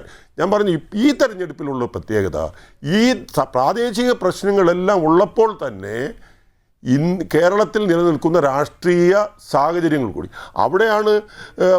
BJPയുടെ പ്രതിനിധി ബഹുമാന്യ കൃഷ്ണദാസ് പറഞ്ഞു, ധാരണയെക്കുറിച്ച് പറഞ്ഞു. ഈ കേരളത്തിന് പുറത്ത് ഞാൻ അദ്ദേഹം ചൂണ്ടിക്കാണിച്ചതുപോലെ LDFൻ്റെ കക്ഷികളും UDFും മിക്കവാറും എല്ലാ സംസ്ഥാനങ്ങളിലും ഒരുമിച്ച് തന്നെയാണ് മത്സരിക്കുന്നത്. ഇപ്പോൾ ബീഹാറിൽ പോലും ഒരുമിച്ച് മത്സരിച്ചിട്ടുണ്ട്. പക്ഷേ കേരളത്തിൽ അതല്ല. കേരളത്തിൽ BJPയുടെ മുഖ്യ ശത്രു എന്ന് പറയുന്നത് കോൺഗ്രസ് ആണ്. അതെ, ആ മുഖ്യ ശത്രുവിനെ ഏത് വിലയും പരാജയപ്പെടുത്താൻ വേണ്ടി BJP ഇവിടുത്തെ LDFുമായി ഉണ്ടാക്കിയ ധാരണ. ഇപ്പോൾ ഇവിടെ പ്രൊഫസർ ജോർജ് ചൂണ്ടിക്കാണിച്ചതുപോലെ ഏതെല്ലാം കേസുകൾ, ഇപ്പോൾ മുഖ്യമന്ത്രിക്കെതിരായിട്ടുള്ള കേസുകൾ, മകനെതിരായിട്ടുള്ള കേസുകൾ, എന്തിന് ഇപ്പോൾ അവസാനമായി ഇപ്പോൾ കണ്ണൂർ പോർട്ടിനെ കുറിച്ച് ഒരു ധാരണാപത്രം ഒപ്പിടുന്നതിനെ കുറിച്ച് ഇന്നലെ തീരുമാനമെടുത്തു. അതിലുമൊക്കെ BJPയും അതുപോലെ തന്നെ LDFുമായി ഒരു ധാരണയില്ല എന്ന് എല്ലാവർക്കും അറിയാം അങ്ങനെ ഒരു ധാരണ ഉണ്ടെന്നുള്ളത്. അത് എന്തുകൊണ്ടാണ്? കേരളത്തിലെ ഒരു പ്രത്യേകത, BJPയെ സംബന്ധിച്ചിടത്തോളം കേരളം ഒരു ബാലികേറാമലയാണ്. അതുകൊണ്ട് ഏതു വിധേനയും കേരളത്തിൽ 10 സീറ്റ് അസംബ്ലിയിൽ ജയിച്ചു വരിക, പ്രാദേശിക തലങ്ങളിൽ എവിടെയെങ്കിലുമൊക്കെ പഞ്ചായത്തുകളിലും കോർപ്പറേഷനിലുമൊക്കെ കുറേ സ്ഥാനാർത്ഥികളെ വിജയിപ്പിച്ചെടുത്ത് കേരളത്തിലെ രാഷ്ട്രീയ രംഗത്തേക്ക് ഒരു സുസ്ഥിരമായ പാർട്ടിയായി വരാനുള്ള അവരുടെ ശ്രമത്തിൽ അവർ വിട്ടുവീഴ്ച ചെയ്യുന്നത് എന്തായാലും UDFുമായിട്ട് വിട്ടുവീഴ്ച ചെയ്യാൻ അവർക്ക് ഒക്കില്ലല്ലോ, ധാരണയെത്താൻ അവർക്ക് ഒക്കില്ലല്ലോ. അവരുടെ മുഖ്യ ശത്രു അതാണ്. അതുകൊണ്ടാണ് ആ അവസരമാണ് പിണറായി വിജയൻ സഖാവ് വളരെ തന്ത്രപൂർവ്വം ഉപയോഗിച്ചുകൊണ്ടിരിക്കുന്നത്. BJPയുടെ ഈ ഒരു തന്ത്രത്തിന് വഴിപ്പെട്ടിരിക്കുകയാണ് നമ്മുടെ മുഖ്യമന്ത്രി.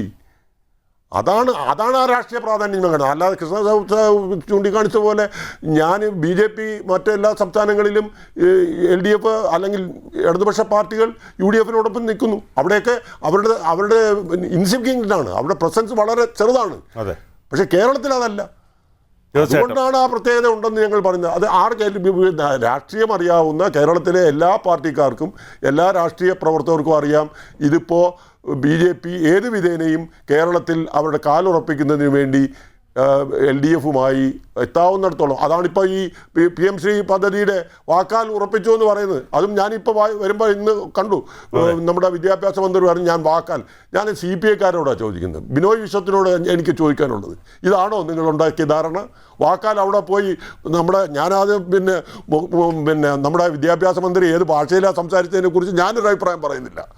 നമുക്കൊക്കെ അറിയാം ഏത് ഭാഷയിലാണ് അദ്ദേഹത്തിന് അവിടെ അത് പ്രസൻറ്റ് ചെയ്യാൻ കഴിയുന്നത്, എത്ര ഫലവത്തായി പ്രസൻറ്റ് ചെയ്യാൻ കഴിയുമെന്നുള്ളതിനെ കുറിച്ചൊക്കെ നമുക്കെല്ലാവർക്കും അറിയാം. തീർച്ചയായിട്ടും. പക്ഷേ എനിക്ക് ബിനോയ് വിശ്വത്തോടാണ് ചോദിക്കുന്നത്, ഇതാണെന്നോ നിങ്ങളുടെ ധാരണ?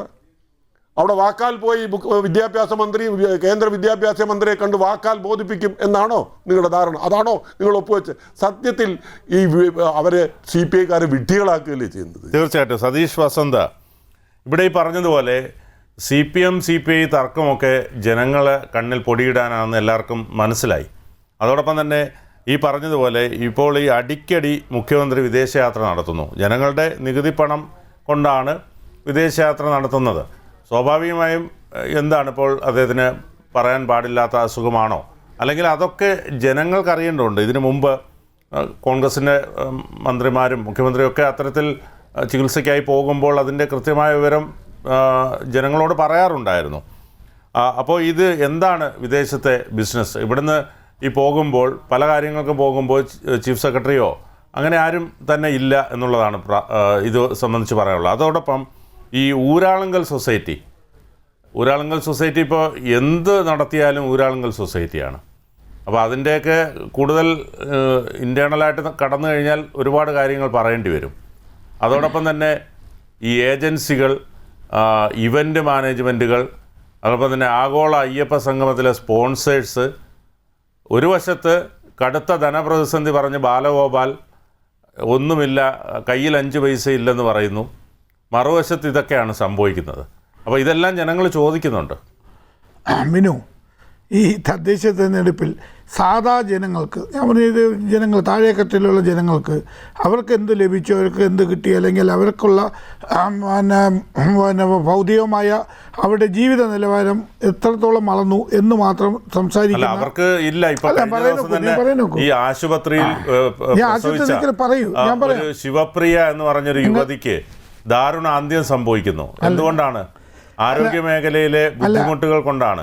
അതോടൊപ്പം തന്നെ വിദ്യാഭ്യാസ രംഗം എടുത്ത് പരിശോധിച്ചാൽ വിദ്യാഭ്യാസ രംഗത്ത് എവിടെയാണ് വിദ്യാഭ്യാസ രംഗത്ത് നിങ്ങൾ അതൊന്നും പറയില്ല. വിദ്യാഭ്യാസ രംഗത്ത് നിങ്ങൾ ഞാനും ബിനുവും പഠിച്ച സ്കൂളിലാണോ ഇന്ന് കുട്ടികൾ പഠിക്കുന്നത്? അല്ല, ഞാൻ പറഞ്ഞു ആ കുട്ടികൾ അല്ല, ആ സ്കൂളുകളൊക്കെ ഇന്നത്തെ ഹൈടെക് ഇതൊക്കെ ചർച്ച ചെയ്യണമല്ലോ.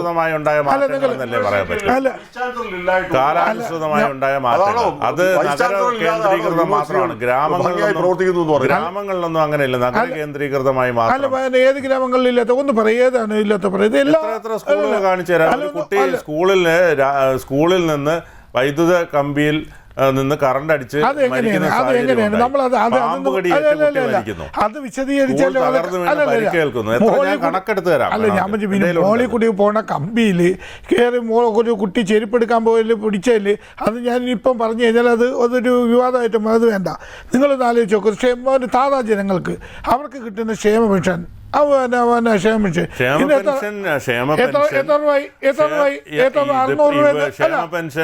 UDFിന്റെ കാലത്ത് 600 കഴിഞ്ഞ സർക്കാർ അധികാരത്തിൽ കയറുന്നതിന് മുമ്പ് പറഞ്ഞെന്താണ് 2500 രൂപ ഇലക്ഷന്റെ തലേന്ന് കൊണ്ടുവന്നിട്ട് 400 രൂപ 2000 രൂപയാക്കി. അത് ഒരു തവണ ഒന്നോ രണ്ടോ VD സതീശൻ പറഞ്ഞതുപോലെ കൂടിപ്പോയാൽ 2 തവണ അല്ലെങ്കിൽ 3 തവണ. അതെങ്ങനെയാണ് നിങ്ങൾ പറയുന്നത്? ഒരു പറ്റ് ക്ഷേമ പെൻഷൻ ഇന്ന് വരെ ഇത് ഈ മാസം കൂടി കൊടുക്കുമ്പോൾ ഒരു തവണ പോലും പെൻഡിങ് ഇല്ലല്ലോ, ഒരു തവണ പോലും കുടിശ്ശികയില്ലല്ലോ. ആ കുടിശ്ശികയും കൂടി ചേർത്തല്ലേ 2000 കൂടി ചേർത്ത് 3600 രൂപ 20-ാം തീയതി തൊട്ട് കൊടുക്കുന്നത്. നിങ്ങൾ എന്താ പറയുന്നത്? എവിടെയാണ് കുടിശ്ശിക ഉള്ളത്? നിങ്ങൾ ഇതിന് മുന്നേ ഒരുപാട് നിങ്ങൾ ഞാൻ പറയുന്നത് UDF ആയിരുന്നാലും ഇപ്പോൾ NDA എന്ന് പറയുന്നത് നിങ്ങൾ എന്ത് ഗിമ്മിക്ക് നിങ്ങൾ പറഞ്ഞാലും ഇപ്പോൾ തന്നെ ബീഹാറിൽ പറയുന്നുണ്ട് 10,000 രൂപ വെച്ചൊക്കെ ആ ഒരു അക്കൗണ്ട് ഇന്ന് പറയുന്നതായിട്ടില്ല, അവർ അക്കൗണ്ടിൽ പൈസ ഒന്നും വന്നിട്ടില്ലെന്ന്. അപ്പോൾ എന്ത് ഗിമ്മിക്ക് നമ്മൾ ചെയ്താലും ജനങ്ങളുടെ കയ്യിൽ എത്തിയോ ഇല്ലയോ എന്ന് നോക്കിയാൽ മതി. നിങ്ങൾ ഗിമ്മിക്കെന്ന് പറഞ്ഞോളൂ. ഒരു സാധാ ജനങ്ങൾക്ക് അതൊരു ഉപകാരമായിട്ട് 3600 രൂപ അവർക്ക് ഒരു മാസത്തെ പോലും പെൻഡിങ് ഇല്ല. കുടിശ്ശികയില്ലാതെ ഈ ഗവൺമെന്റ് കൊടുക്കുന്നത്. സാധാ അല്ലല്ല 60 വയസ്സുള്ള 35 ഓരോരോ കാരണങ്ങൾ വരും. അതായത് നിലമ്പൂർ രണ്ട് ഗഡു ഒരുമിച്ച് കൊടുത്തു. ഇപ്പൊ തദ്ദേശ സ്വയംഭരണ തെരഞ്ഞെടുപ്പ് വന്നപ്പോൾ ഒരു 2 ഗഡു ഒരുമിച്ച് കൊടുത്തു. ഇനിയിപ്പോ സംഭവിക്കാൻ പോകുന്നത് ഈ തദ്ദേശ സ്വയംഭരണ തെരഞ്ഞെടുപ്പ് കഴിയുമ്പോൾ നിയമസഭാ തെരഞ്ഞെടുപ്പിന് മുമ്പേ 2500 രൂപ ആക്കിയിട്ട് ഇറങ്ങിപ്പോകും. പിന്നെ എന്തായാലും അധികാരത്തിൽ വരത്തില്ലെന്ന് അറിയാം. അപ്പൊ അടുത്ത സർക്കാരിന്റെ UDF സർക്കാരിന്റെ തലമണ്ടയ്ക്ക് ഇരിക്കട്ടെ എന്ന രീതിയിലാണ് ഈ പ്രവർത്തനം. അല്ല, ഞാനൊരു കാര്യം പറ്റേ, നിങ്ങളൊരു കാര്യം ചെയ്ത് ഇന്ന കാലത്തുള്ള പത്രം നിങ്ങൾ എടുത്ത് നോക്കൂ. നിങ്ങളിപ്പോൾ ഗവൺമെന്റ് മുഖ്യമന്ത്രി വിദേശത്ത് പോലും വിദേശത്ത് നോക്കൂ. പൊതുമേഖല 27 പൊതുമേഖലാ സ്ഥാപനങ്ങൾ നഷ്ടത്തിലായ പൊതുമേഖലാ സ്ഥാപനങ്ങൾ ലാഭത്തിൽ നിൽക്കുന്നത് എത്ര? 27. കെല്ല് ഒരു കോർപ്പറേഷന്റെ 3 സബ്സിഡിയറി കമ്പനിയാണ്. സ്ഥാപനങ്ങളല്ലേ നിങ്ങൾ അല്ല ഞാൻ ഏറ്റവും അല്ല UDF ഭരിച്ചപ്പോഴും സപ്ലൈകോ എടുത്ത്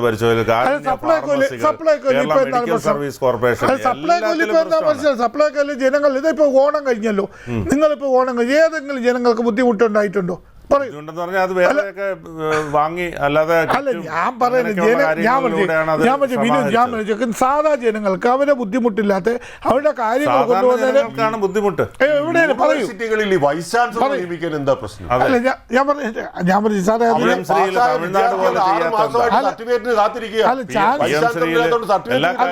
സ്റ്റാലിനെ അനുകരിക്കുന്ന നിങ്ങൾക്ക് PM ശ്രീ വന്നപ്പോൾ കാലിടറി പേടിച്ചു.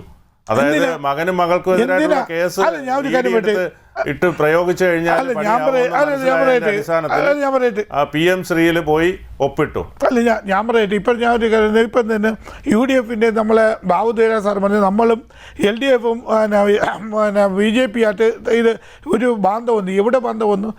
ഞാൻ പറയുന്നത് ഈ സർക്കാരിന് നിങ്ങൾ ഞാൻ പറയട്ടെ, ഈ സർക്കാരിൻ്റെ അല്ല ഞാൻ പറഞ്ഞ സാറേ, ഈ സർക്കാർ വന്നതിന് ശേഷം ഏതെങ്കിലും മന്ത്രിമാർക്കെതിരായിട്ട് ഏതെങ്കിലും ഒരു അഴിമതി നിങ്ങൾ കണ്ടിട്ടുണ്ടോ?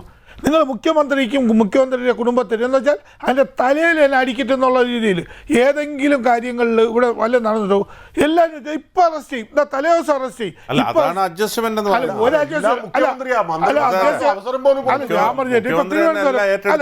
സാറ് പറയുന്നതായിട്ട് ഇപ്പം മുഖ്യമന്ത്രിയുടെ മകന് വിദേശത്ത് എന്താണ് ബിസിനസ്? അദ്ദേഹം പറയുന്നുണ്ടല്ലോ എത്ര മുറി ഉണ്ടെന്ന് തന്റെ മകൻ അറിയില്ലെന്ന്. മകനെ കുറിച്ച് മകളെ കുറിച്ച് വാദവരാതെ പറയുന്നല്ലോ. ഇതൊക്കെ ജനങ്ങൾ അറിയേണ്ടതാണ്. ജനങ്ങളുടെ നികുതി പണമുണ്ട്. എന്താണ് അദ്ദേഹം പറഞ്ഞതിന്റെ നിങ്ങൾ അദ്ദേഹം പറഞ്ഞ ഉപമ എന്ന് പറയുന്നത്, അദ്ദേഹം ഈ ക്ലിഫ് ഹൗസിലൊന്നും അല്ല താമസിക്കുന്നത്. അദ്ദേഹത്തിന്റെ കുടുംബമായിട്ട് എൻ്റെ മകനൊക്കെ തന്നെ അതും അദ്ദേഹം കുടുംബമായിട്ട് അദ്ദേഹം വിദേശത്താണ് താമസിക്കുന്നത് ജോലിയായിട്ട്. അതും അദ്ദേഹത്തിന്റെ അച്ഛനുമായിട്ടുള്ള ബന്ധത്തിന്റെ ഒരു ഉപമയാണ് അദ്ദേഹം പറഞ്ഞത്. അതൊക്കെ നിങ്ങൾ മകനെതിരെ ED നോട്ടീസ് എന്താണെന്ന് പറയുന്നത്? നിങ്ങൾ എന്ന് പറയുന്നത് ED നോട്ടീസ് അതാണ്. ഇപ്പൊ മറ്റ് സംസ്ഥാനങ്ങളിലെ മുഖ്യമന്ത്രിമാരെ പാതിരാത്രിക്കും അർദ്ധരാത്രിക്കും ഒക്കെ എടുത്തിട്ടുണ്ട് പോകുന്ന ED നിങ്ങളുടെ മുന്നിൽ വരുമ്പോ മാത്രം മുട്ടിടിക്കുന്നത്. നിങ്ങൾ മുട്ടിടിക്കുന്നത് എന്തെങ്കിലും ഞാൻ മരിച്ചേ. ഇപ്പൊ ബിനുവിന്റെ അടുത്ത് ഞാൻ ഒരു വക്കീലാണ്, എന്റെ അടുത്ത് വരുമ്പോഴത്തേക്ക് അതിൻ്റെതായ ഇത് കാണിക്കണം. എന്താണ് കാര്യം? എവിഡൻസ് ഇല്ലാതെ ഒരാളിനെ അറസ്റ്റ് ചെയ്യാനുള്ള എവിടെയെങ്കിലും ഒരു ഇതുണ്ടോ? എവിഡൻസ് ഉണ്ടെങ്കിലേ ബന്ധപ്പെട്ടുള്ള എല്ലാ കാര്യങ്ങളും ഇത്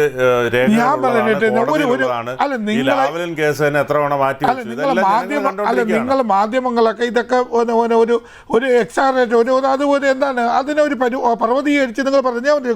ഇനി BJPയുടെ അടുത്തൊരു കാര്യമുണ്ട്. BJP കഴിഞ്ഞ തെരഞ്ഞെടുപ്പിൽ തദ്ദേശ തെരഞ്ഞെടുപ്പിൽ തിരുവനന്തപുരം കോർപ്പറേഷനിലെ മേയറെ എല്ലാം അവർ തെരഞ്ഞെടുത്തു കഴിഞ്ഞു. അവരൊക്കെ വെക്കുന്നത് എന്തായി അവരൊക്കെ അതേ സ്ഥിതിയിൽ തന്നെ ഈ പ്രാവശ്യം UDF ഇപ്പോൾ ശക്തമായ രീതിയിൽ പ്രചരണവും സ്ഥാനാർത്ഥികൾ ഉൾപ്പെടെ പ്രഖ്യാപിച്ചുകൊണ്ട് BJPക്ക് ഞാൻ പറഞ്ഞത് UDF വരണമെന്നാണ് ഞാൻ പറയുന്നത്. BJP ഞാൻ പറഞ്ഞു ഈ പ്രാവശ്യം നിൽക്കും. നോക്ക്, തദ്ദേശ തെരഞ്ഞെടുപ്പിൽ ഈ പ്രാവശ്യവും തിരുവനന്തപുരം കോർപ്പറേഷൻ LDFന്റെ കയ്യിൽ തന്നെ ഒരു സംശയം. ഞാൻ അതാണ് ആദ്യം പറഞ്ഞത്.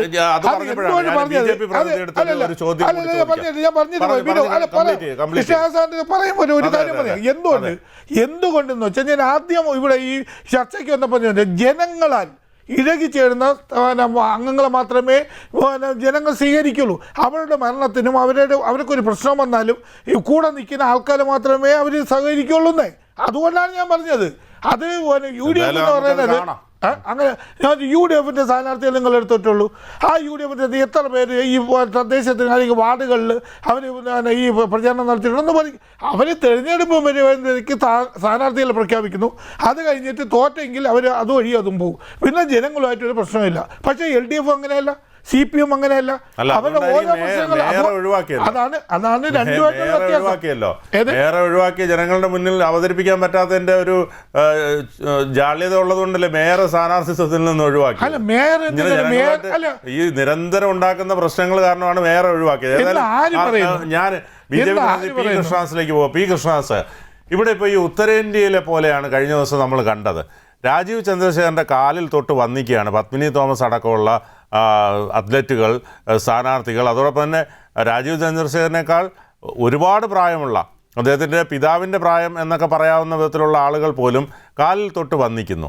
ഇതെന്താണ് ഇവിടെ ഒരു സവർണ മേധാവിത്വവും അല്ലെങ്കിൽ ഈ സുരേഷ് ഗോപി എപ്പോഴും പറയുന്ന പോലെ പ്രജാരാജാവും ഒക്കെ ഇങ്ങനെയൊക്കെയാണോ തദ്ദേശ സ്വയംഭരണ തെരഞ്ഞെടുപ്പിൽ ജനങ്ങളെ കാണിക്കേണ്ടത്?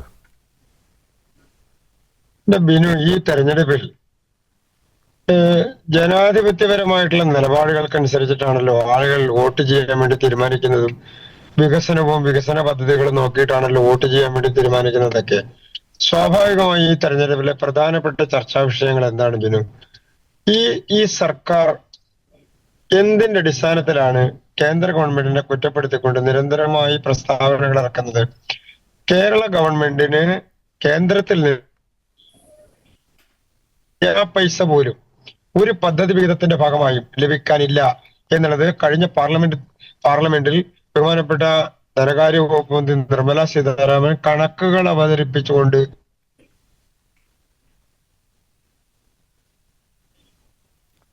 അദ്ദേഹത്തിന്റെ ടെലിഫോൺ മറ്റൊന്ന് പറഞ്ഞോളൂ. കേരള ഗവൺമെന്റിന്റെ ഏതെങ്കിലും ഒരു വികസന പദ്ധതി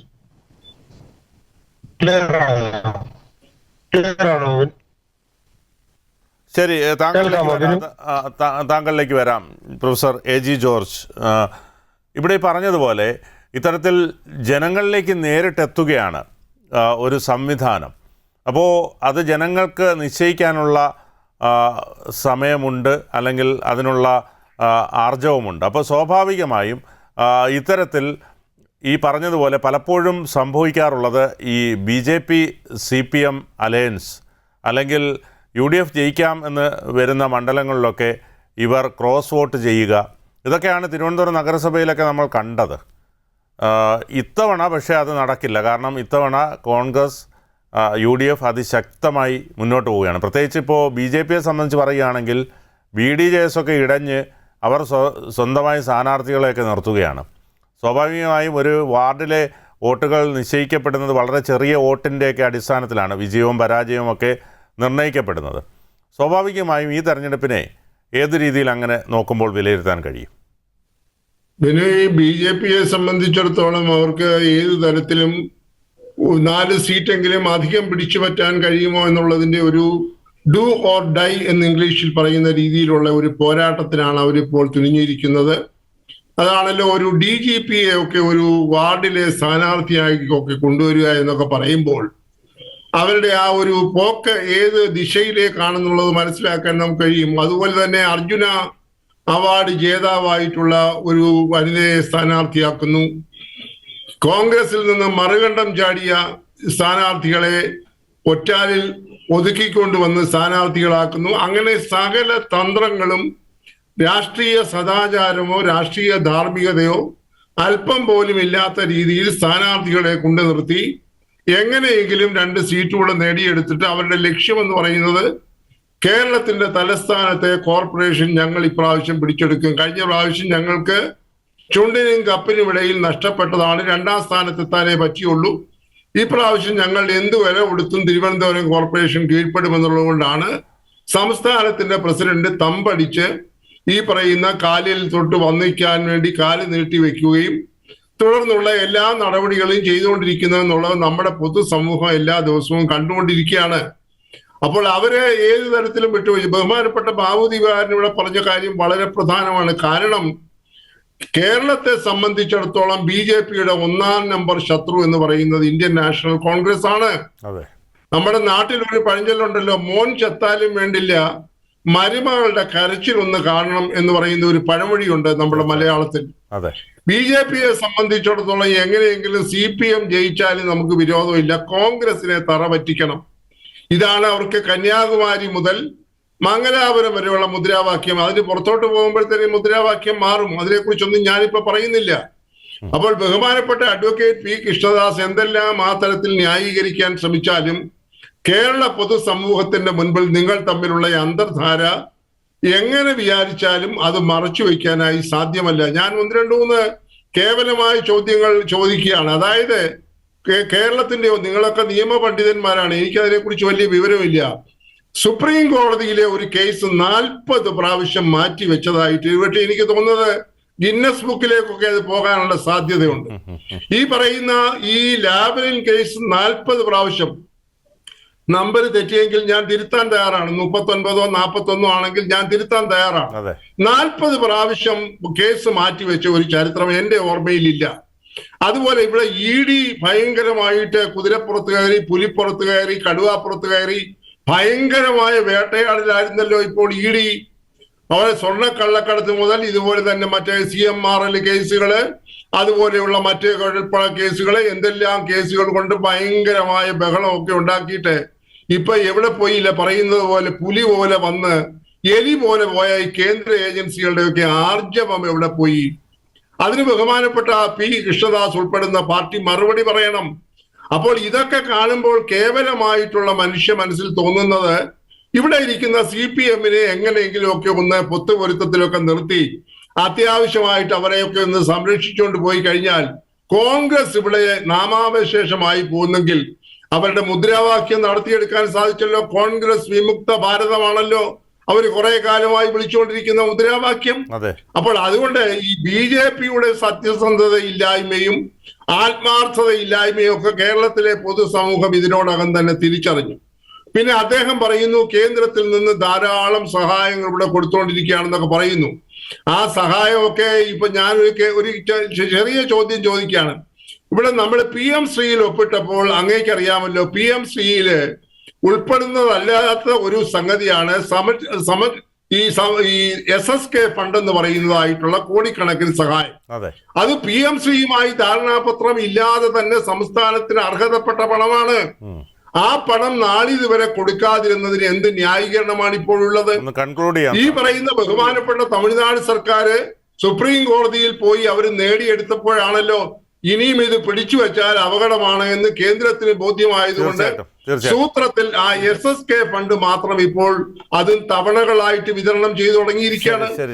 അപ്പോൾ ഇവിടെ ഈ രാഷ്ട്രീയ വിരോധം തീർക്കുന്നതിന് വേണ്ടി നിങ്ങളുടെ കയ്യിലുള്ള ഉപാധികൾ നിങ്ങൾ തക്ക സമയത്ത് വേണ്ട രീതിയിൽ ഉപയോഗിക്കുന്നതിൽ BJPയും ഒട്ടും പിന്നിലല്ല എന്ന് ഇവിടെ തെളിഞ്ഞിരിക്കുന്നു. അതുപോലെ തന്നെ നിരവധിയായിട്ടുള്ള പദ്ധതികൾക്ക് നിങ്ങൾ കാലതാമസം വരുത്തുകയും അർഹതപ്പെട്ടതായ സംസ്ഥാനത്തിനുള്ള വിഹിതം പോലും നിങ്ങൾ കൊടുക്കാതിരിക്കുകയും ചെയ്യുന്ന വിഷയമൊക്കെ നമ്മൾ ധാരാളം ചർച്ച ചെയ്തിട്ടുള്ളതാണ്. ഇതൊന്നും കേന്ദ്ര സർക്കാർ എനിക്കൊന്ന് പറഞ്ഞു തീർക്കാൻ അവസരം തരണം, ഇല്ലെന്നുണ്ടെങ്കിൽ ഞാനങ്ങ് പോകാം. ഒരു വാക്യം. അതായത് അതുകൊണ്ട് കാലാനുസൃതമായി കിട്ടേണ്ടതായിട്ടുള്ള സഹായം പോലും പിടിച്ചു വയ്ക്കുന്ന ഒരു പ്രകൃതം BJPക്ക് ഉണ്ട് എന്നുള്ള ഒരു പരമമായ സത്യം നമ്മുടെ മുൻപിലുണ്ട്. പക്ഷെ ഇതെല്ലാം ഒരുതരം അഡ്ജസ്റ്റ്മെന്റ് എന്നുള്ള അല്ലെങ്കിൽ എല്ലാം കോംപ്രമൈസ് ആയി എന്നൊക്കെ പറയുന്ന രീതിയിലാണ് BJP CPM ബാന്ധവം എന്നുള്ളത് വളരെ പ്രകടമാണ്. അതും ഇവിടെ ഇന്ന് ഈ തെരഞ്ഞെടുപ്പിൽ വിലയിരുത്തപ്പെടും. തീർച്ചയായും നേരത്തെ P. കൃഷ്ണദാസ് അദ്ദേഹത്തിന് പൂർത്തീകരിക്കാൻ കഴിഞ്ഞില്ല. അതിൽ ഒരു കാര്യം കൂടി ഞാൻ ചോദിക്കാം. അതായത് ഈ പറഞ്ഞതുപോലെ മുണ്ടക്കൈ ചൂരൽമല വിഷയത്തിലൊക്കെ നമ്മൾ കണ്ടതാണ്. ഈ കേന്ദ്ര സഹായം എന്ന് പറയുമ്പോഴും ഇതൊക്കെ ഒരു ഭീഷണിയുടെ സ്വരത്തിലാണ് പലതും വരുന്നത്.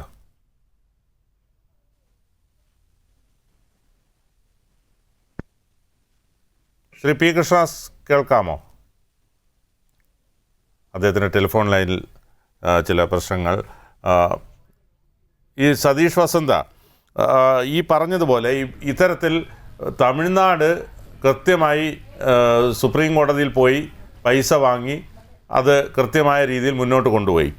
കേരളത്തിൻ്റെ കാര്യം വരുമ്പോൾ ഈ പറഞ്ഞതുപോലെ മുഖ്യമന്ത്രിക്ക് ഭയമായതുകൊണ്ടാണ് കേന്ദ്രത്തെ ഈ രീതിയിൽ കാണുന്നത്. അല്ലെങ്കിൽ ഇത്തരത്തിലൊരു നട്ടെല്ല് വളച്ചു എന്ന് തന്നെ പറയേണ്ടി വരും. CPI അത് വളരെ ശക്തമായി പറഞ്ഞു. പക്ഷേ കണ്ണുരുട്ടിയപ്പോൾ കാരണവർ കണ്ണുരുട്ടിയപ്പോൾ അവരെല്ലാം മാളത്തിൽ ഒളിച്ചു.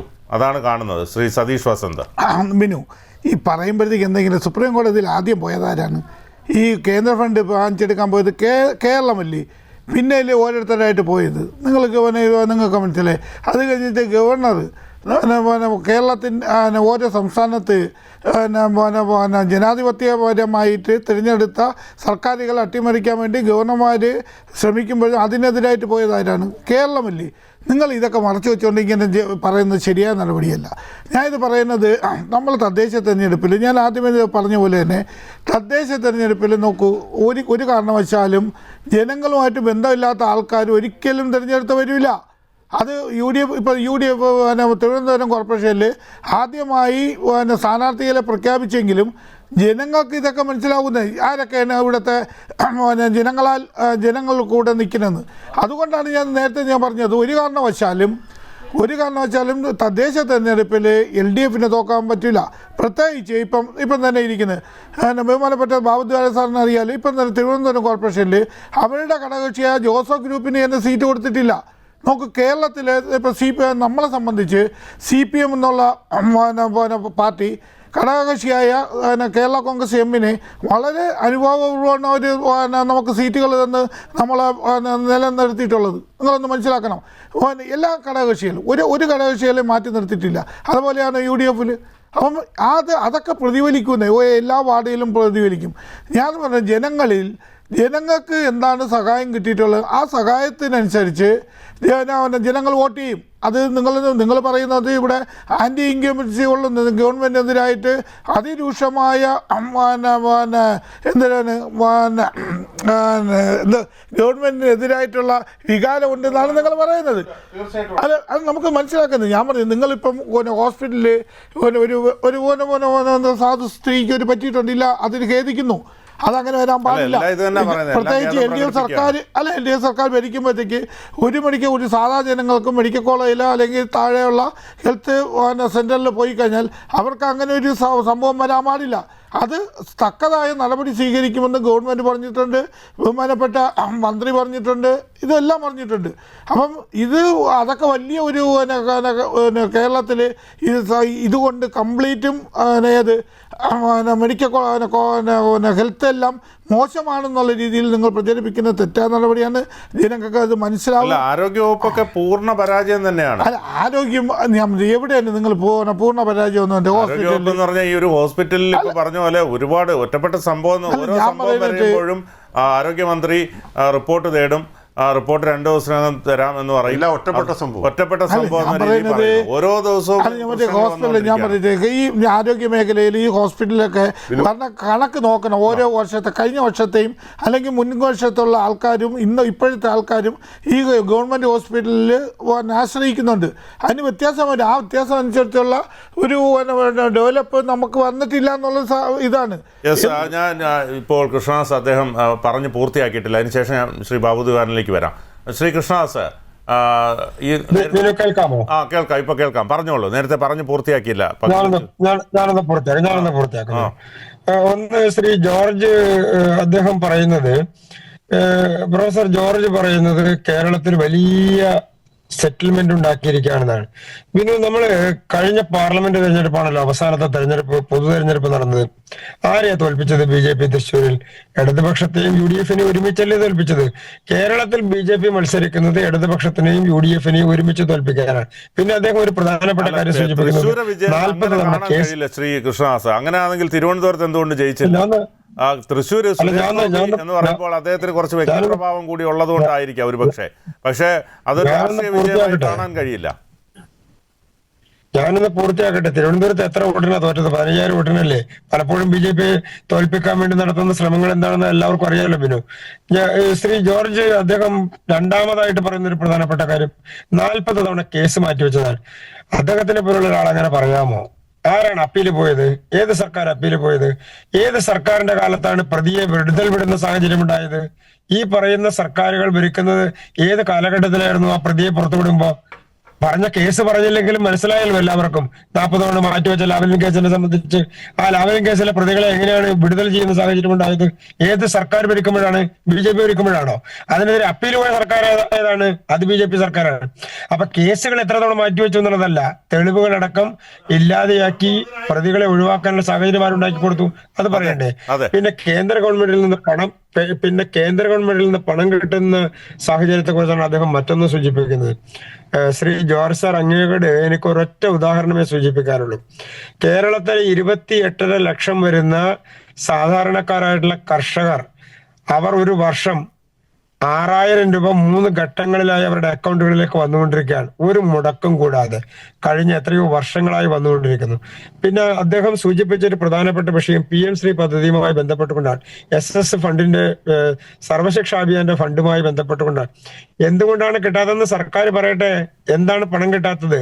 തൊഴിലുറപ്പ് പദ്ധതിയുമായി ബന്ധപ്പെട്ടുകൊണ്ട് ദുരന്തവുമായി ബന്ധപ്പെട്ട് പ്രധാനമന്ത്രി വന്ന് നേരിട്ട് വിലയിരുത്തിയിട്ട് പോലും അവിടെ വേണ്ടത്ര സഹായം ലഭിച്ചില്ലെന്നുള്ള ആരോപണം നിലനിൽക്കുന്നുണ്ട്.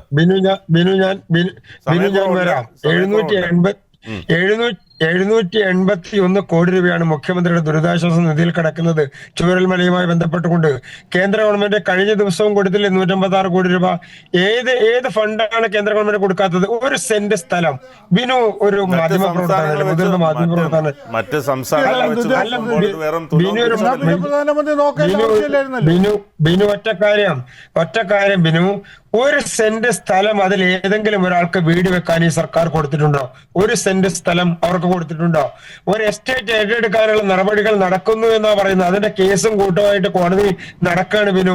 അപ്പൊ ഈ സർക്കാരിന് എന്തെങ്കിലും ഒരു ആത്മാർത്ഥത ചൂരൽമല മുണ്ടക്കൈ പ്രദേശത്തുണ്ടായിരുന്നെങ്കിൽ സ്ഥലം കൊടുക്കണ്ടേ, സംവിധാനം ഒരുക്കണ്ടേ, തറ കെട്ടണ്ടേ, അതിനുശേഷമല്ലേ നടപടി സ്വീകരിക്കുക? വ്യക്തമാണ്. ശ്രീ ബാബു ദിവാരൻ, അവസാനം കുറച്ച് സമയം കൂടിയേ ഉള്ളത്, പെട്ടെന്ന്. അതെ, അദ്ദേഹം ഇപ്പോൾ ഇവിടെ പറഞ്ഞപ്പോൾ, ബഹുമാനപ്പെട്ട കൃഷ്ണദാസ് പറഞ്ഞപ്പോൾ, BJPയുമായിട്ടുള്ള ഈ ലാവലിൻ കേസിൽ എത്ര തവണ അപ്പീൽ പോയത്? ആദ്യം അങ്ങനെ ആയിരുന്നു, വളരെ സീരിയസ് ആയിട്ട് കേന്ദ്ര ഗവൺമെന്റ് അപ്പീലിൽ പോയതാണ്. അതിനുശേഷമാണ് ഈ 33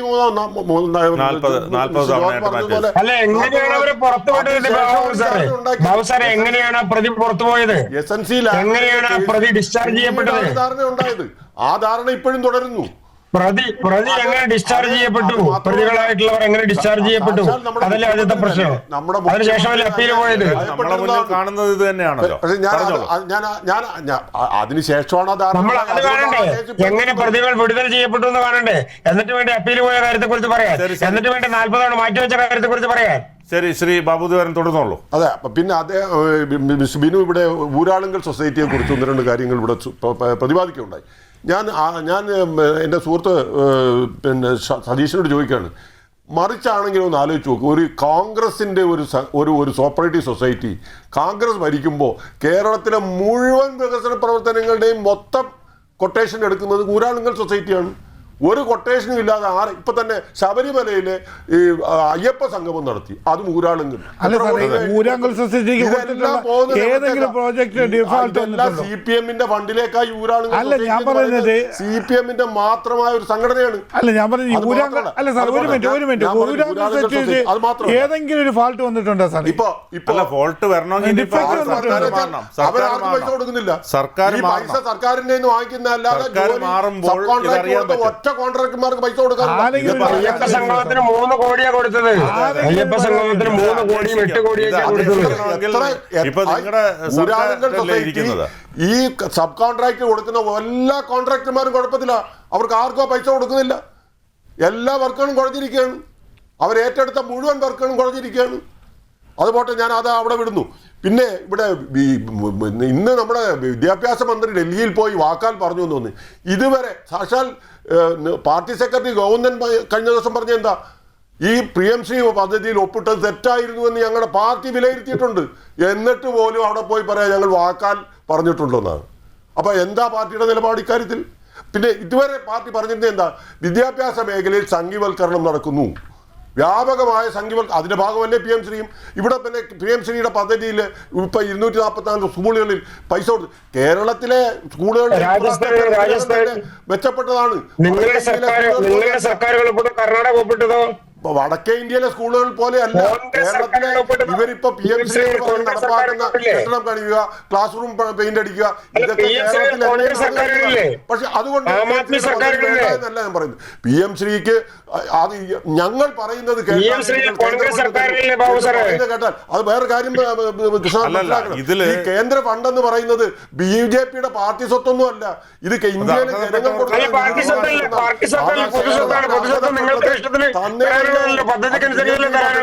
പദ്ധതിയിൽ ഉൾപ്പെടുത്താതെ, പദ്ധതിയിൽ ചേരാതെ, പദ്ധതിയിൽ ഭാഗമാകാതെ എങ്ങനെ ഫണ്ട് കിട്ടുമെന്നാ പറയുന്നത്? ദേശീയ ഗാനത്തെ പോലും പിന്നെ രാജ്യത്തിന്റെ സ്വത്ത് എടുത്ത് തരുമ്പോൾ, രാജ്യത്തിന്റെ ഫണ്ട് എടുത്ത് തരുമ്പോൾ അലോക്കേഷൻ ചെയ്യാനുള്ള ഫണ്ട് എവിടെ വരുന്നത്? പരാതി ഇതാണ്. ഈ സംഘീവൽക്കരണത്തിന് നിങ്ങൾ രാഷ്ട്രീയമായ മുതലെടുക്കുകയാണ്. നിങ്ങൾ ഈ സംഘീകരണത്തെ അവരെ പരോക്ഷമായി ആ സംഘീകരണത്തെ സഹായിക്കുന്ന നിലപാടാണ് LDF എടുത്തിരിക്കുന്നത്. നിർഭാഗ്യവശാൽ ഇന്ത്യയിൽ നടന്നുകൊണ്ടിരിക്കുന്ന സംഘീകരണത്തെ കേരളത്തിലേക്ക് കൊണ്ടുവരുന്നതിന്റെ ഒരു ഭാഗമാണ് ഈ PM-ശ്രീ പദ്ധതി. അതിന് നിങ്ങൾ ജനങ്ങളെ തെരഞ്ഞെടുത്ത് അഡ്ജസ്റ്റ്മെന്റും ഒക്കെ ജനങ്ങൾക്ക് മനസ്സിലായി. എല്ലാവർക്കും മനസ്സിലായിക്കൊണ്ടിരിക്കുകയാണ്. കാരണം ഈ പറഞ്ഞതുപോലെ ED കേരളത്തിലെത്തുമ്പോൾ ഒരു ഇഞ്ച് പിന്നോട്ട് നിൽക്കുന്നു.